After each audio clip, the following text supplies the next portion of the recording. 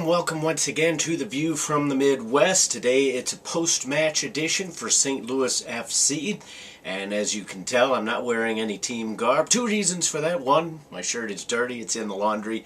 Two, given the way that the team played, I thought black was a little more appropriate, as a lot of us are kind of in mourning about the way that the team is playing right now.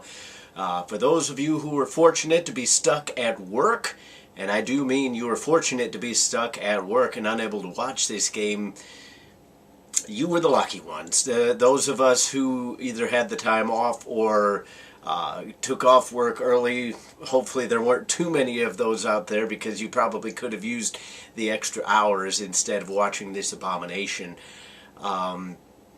It's getting to the point now where St. Louis FC is really starting to, they're basically out of excuses at this point. The only thing on their side right now is the fact that they are still an expansion team. This is still a team that it's their first year of playing together. I do subscribe to the fact that it does take a while for a team to really kind of gel completely.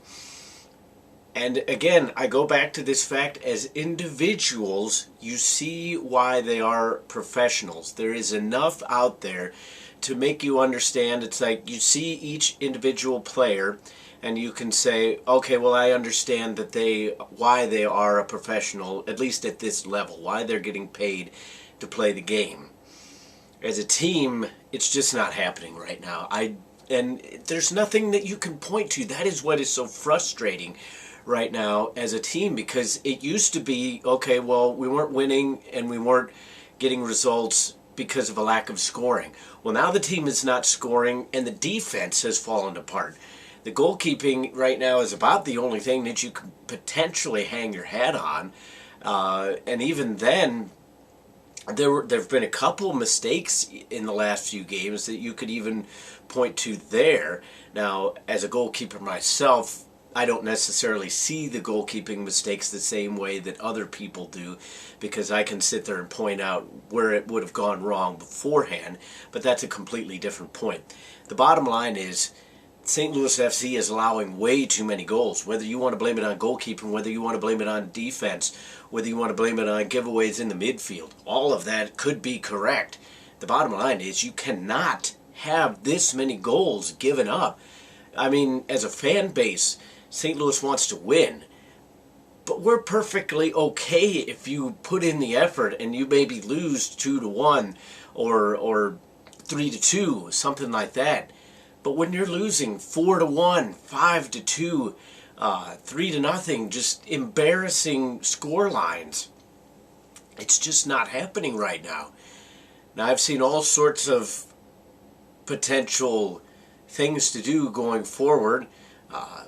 There's honestly, maybe it's a small minority, but there is people out there. There are people out there that are blaming this on Coach Schilly, and maybe they're right. I don't know the man personally. I don't know enough about his tactics to know whether or not what he is telling the team to do is being employed faithfully or not. So that is maybe an option. Maybe the front office needs to kind of rethink things. They put this team together, and it's not coming together. The results are just not there, and I understand that we're just a little over halfway through the season, but at this point, there are no more excuses. This team needs to be playing better, and they just aren't. They're not getting shots towards goal. When they do, it seems like it always hits the iron. Now, you can sit there and say, well, maybe that's bad luck, but they're not creating the kind of chances that they need to be. The team just has no cohesion, really. It seems like too often in the attacking third, if they play a cross, nobody's there, or if they don't play a cross, then the run was there and they should have played it, but they try some half-hearted shot that goes nowhere. You've got players that are fully capable of dribbling around 4 or 5 different guys, but they have no ability to shoot. You have players who can't use their off foot. I mean, these are problems that do affect even highly ranked professionals, but those of us who watched the game on YouTube, there was a large contingent there in the chat room, and we were basically all on the same page. If you had to sit there and pinpoint, regardless of how you feel about each player personally as a man, As a player, it's hard to really sit there and say, okay, if we tried to really mix this up and really make huge drastic changes come next season, who do you build around? Right now, there isn't that player that's really sticking out. For me personally, if I had to choose, I would pick James Musa. You could maybe even make a case for Mike Ambersley, just based on effort. But right now, just the team as a whole, it's just not working. They've got to find something to do. Because you give Montreal credit, they have really turned it around in the last few weeks. The announcer said that this was 2 weeks in a row that they've had one person score 4 goals. So they're obviously figuring things out.